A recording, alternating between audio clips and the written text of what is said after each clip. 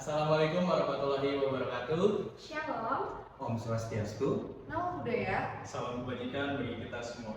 Perkenalkan, kami dari kelompok 5 dengan saya Ridho Samba dan rekan saya. Ferdinand Torivia, Saya Muhammad Ferdi dan rekan saya. Anissa Masdeni. Saya Lili Meroseta Agung.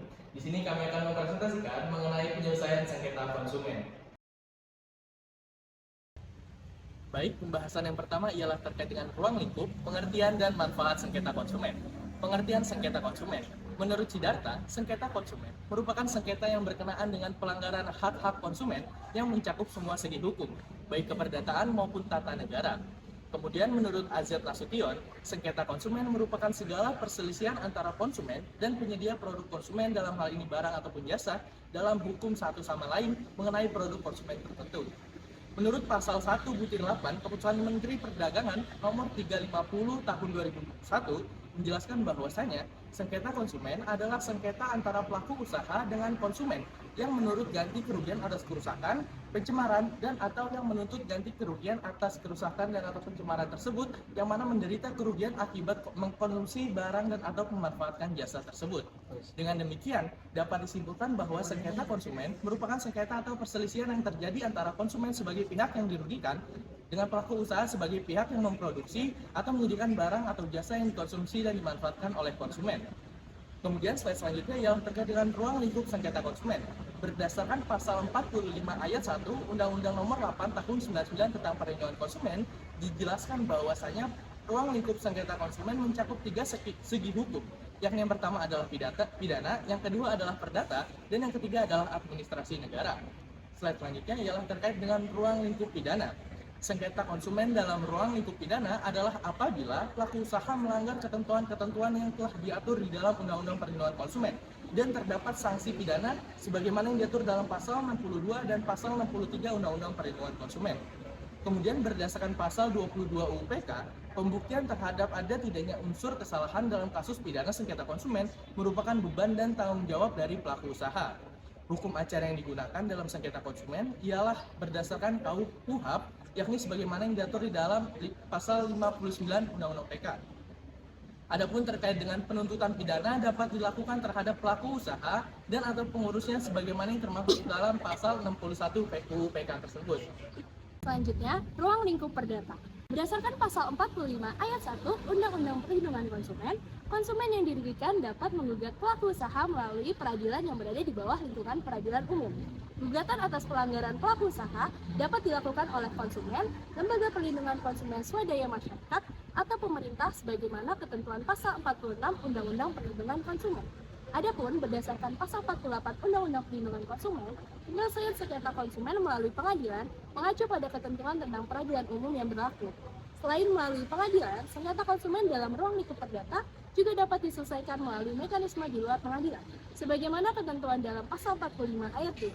Kemudian, penyelesaian sengketa di luar pengadilan menurut pasal 47 bertujuan untuk memudahkan para pihak dalam mencapai kesepakatan mengenai bentuk dan besarnya ganti rugi dan atau mengenai tindakan tertentu.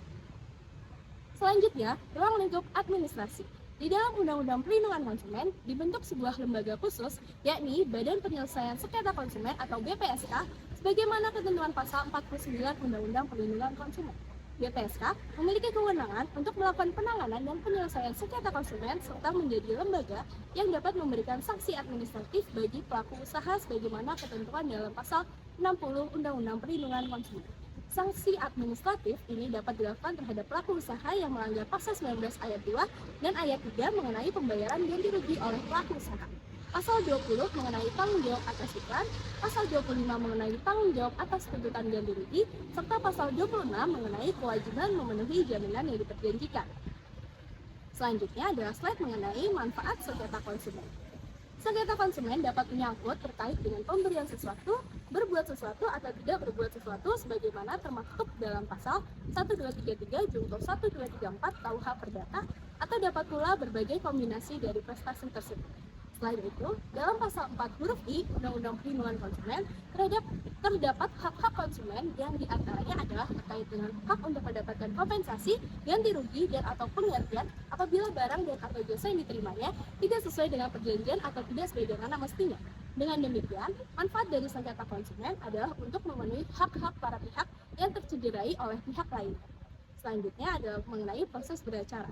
Dalam penyelesaian sengketa konsumen terbagi menjadi 3 proses beracara. Yang pertama ada small claim, yang kedua class action, dan yang ketiga adalah legal standing.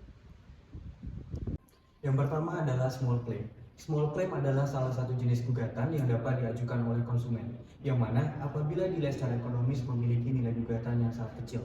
Ada beberapa alasan mengapa small claim ini diperbolehkan dalam perkara konsumen. Yang pertama, kepentingan dari penggugat atau dalam hal ini konsumen tidak dapat diukur hanya dari besaran nilai kerugian yang mereka derita. Dan yang kedua, terdapat keyakinan terbuka pintu keadaan bagi setiap orang, siapa saja termasuk konsumen kecil. Dan yang ketiga, untuk menjaga integritas dari badan-badan peradilan. Dan yang kedua adalah class action. Class action atau gugatan perwakilan kelompok adalah salah satu jenis gugatan yang diajukan oleh satu orang atau lebih yang mewakili kelompok untuk mengajukan gugatan demi mewakili diri mereka sendiri sekaligus mewakili kelompok dengan banyak orang yang memiliki kesamaan fakta dan juga dasar hukum antara perwakilan kelompok dan juga orang yang diwakili dalam kelompok tersebut. Berkaitan dengan hal ini, Pasal 46 Undang-Undang PK telah mengatur siapa saja yang dapat mengajukan gugatan atas pelanggaran pelaku usaha. Dan yang ketiga adalah legal standing. Legal standing berbeda dengan class action, karena di dalam class action seluruh anggota kelompok mengalami suatu kerugian dan juga mengalami penderitaan secara langsung.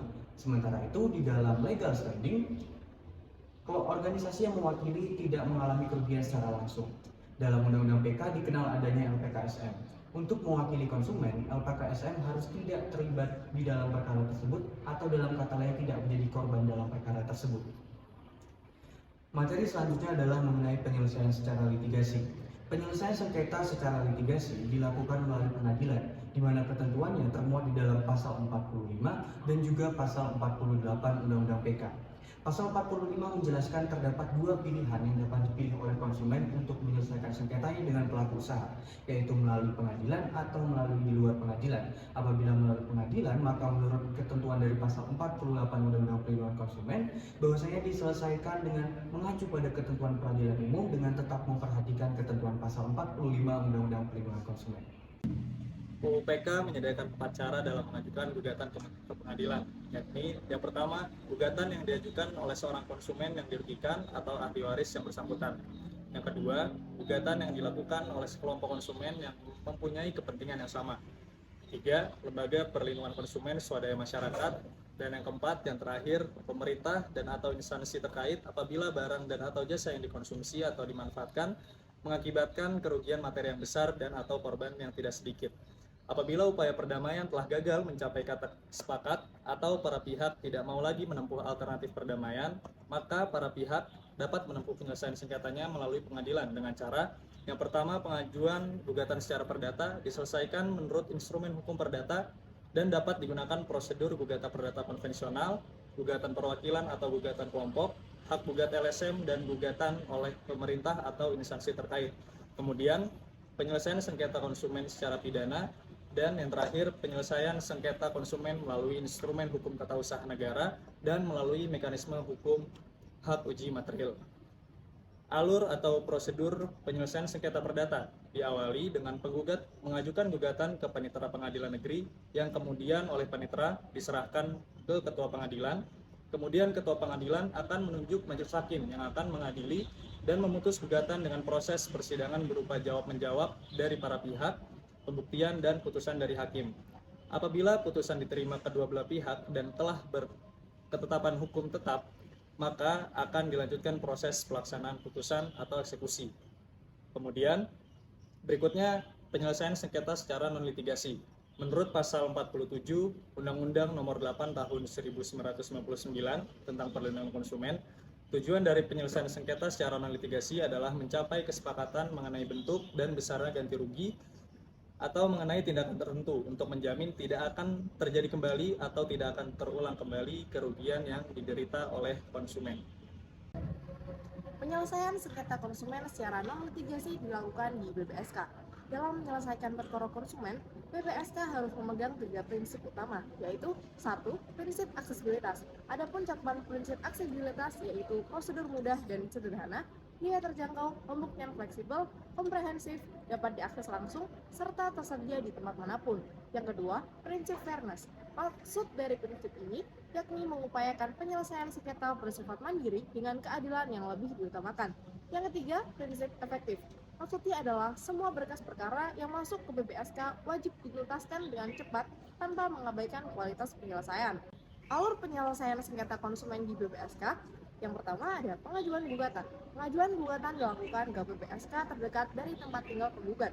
Lokasi BPSK biasanya berada di ibu kota kabupaten atau kota madya. Cara mengajukan permohonan gugatan tersebut boleh secara lisan maupun tertulis, asalkan semua itu memenuhi syarat undang-undang. Untuk permohonan tertulis, dikirimkan atau diserahkan ke Sekretariat BPSK. Sebagai bukti telah menerima, biasanya BPSK memberikan tanda terima tertulis. Untuk permohonan lisan, Sekretariat akan mencatat pengajuan penggugat di sebuah formulir. Di formulir itu nantinya ada tanggal dan nomor pendaftaran. Apabila permohonan memenuhi kriteria, BPSK wajib memanggil tergugat yang berlangsung paling lama 3 hari sejak permohonan masuk dan disetujui BPSK. Yang kedua, ada pemilihan metode penyelesaian sengketa konsumen. Setelah tergugat memenuhi panggilan, kedua belah pihak menentukan metode penyelesaian perkara. Berikut ini adalah beberapa metode yang dapat dipilih. Yang pertama, ada mediasi. Fungsi BPSK hanya sebagai penasihat, sementara penyelesaian masalah diserahkan kepada pihak yang bersengketa. Yang kedua, ada konsiliasi. Majelis dalam BPSK bertugas untuk mendamaikan pihak yang bersengketa. Namun, majelis hanya sebagai konsiliator atau bersifat pasif. Sementara itu, hasil putusan diserahkan kepada pihak penggugat dan tergugat. Yang ketiga, ada arbitrase. Pada metode arbitrase, para majelis berlaku aktif dalam menyelesaikan perkara pihak yang bersengketa. Khusus dalam arbitrase, penyelesaian masalah dilakukan melalui Pengadilan Negeri dan Kasasi Mahkamah Agung. Karena itu, putusan akhir berada di tangan MA, pengaduan dianggap selesai di tahap ini.